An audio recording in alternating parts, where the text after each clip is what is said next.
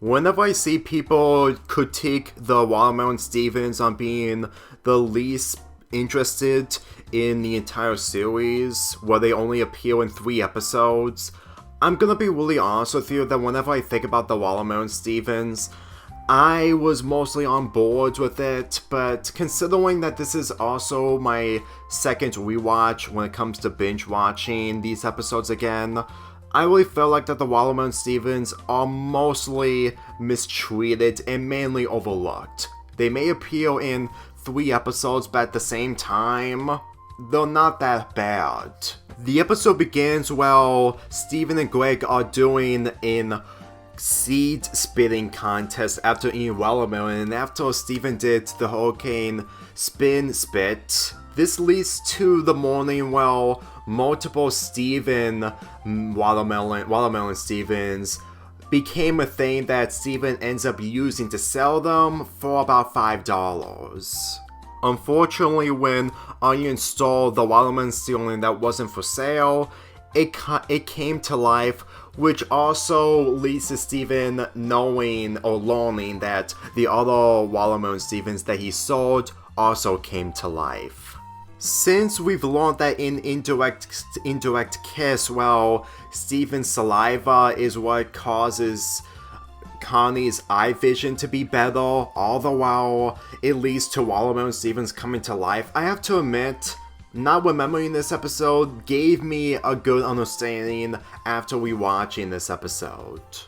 This is yet another episode that I completely forgot, except with the Watermelon Stevens, and to tell you the truth, the Watermelon Stevens in this episode really goes to show that when Steven brought life when it comes to making multiple Watermelon Stevens after doing the whole hurricane spin spit, it kind of shows that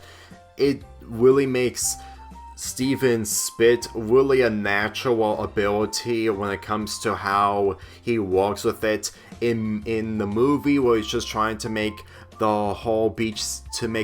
City better after the injector was broken,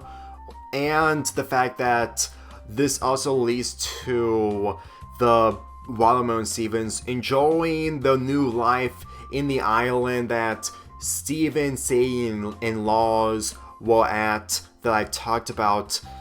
2 days ago. When it came to the climax, even though that it's supposed to be taking itself seriously with the Crystal Gems trying to stop the Watermelon Stevens, it doesn't change the fact that the Watermelon Stevens, while intimidating when it comes to large amount of numbers, they're still too adorable for me to really take this whole thing seriously. Kind of like the whole Garnet playing the arcade video game from Arcade Mania, and one of the reasons for that is the fact that there was a clip where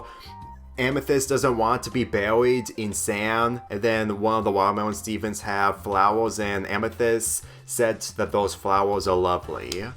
To tell you the truth, the fact that I had to rewatch this episode and this actually made me laugh really goes to show that there was a lot more going on in the episodes, since I binge watched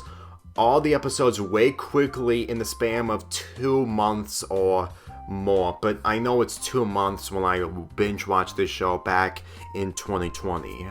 But getting back on track when it comes to Baby Melon, who punched Steven, which leads to the Watermelon Stevens taking down Baby Melon, which leads to Steven wanting the Watermelon Stevens to leave. It's honestly a really good scene. I mean, it's not one of the best wholesome scenes in this entire show, but at the same time, it's underrated at best. When I get to Super Watermelon Island later this month, well, I'm still gonna be doing the double uploads, this episode just gave me the understanding of what the Watermelons would do when it comes to helping out Steven. Like, for me personally, if I skip out on this episode in favor of doing another episode that I skipped out on, then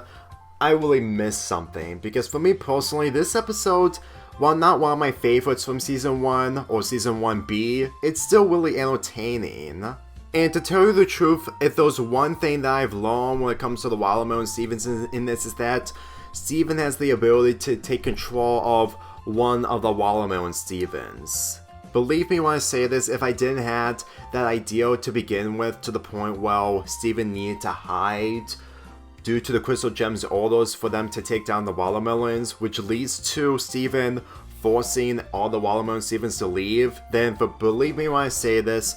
picking these episodes was instantly one of the best episode choices that I did when it comes to doing this marathon. Let's be real, you would do the same thing like I did by binge watching this show a second time. Well, if you want to rewatch all the episodes, which I didn't do, but at the same time, you would still do the same thing by witnessing new things that you haven't seen after your first binge watch. As far as I'm concerned, this is literally the beginning of what I have to experience involving the characters of this show, and considering that we're still in season 1 is really saying a lot. I'm giving this episode a 7 out of 10.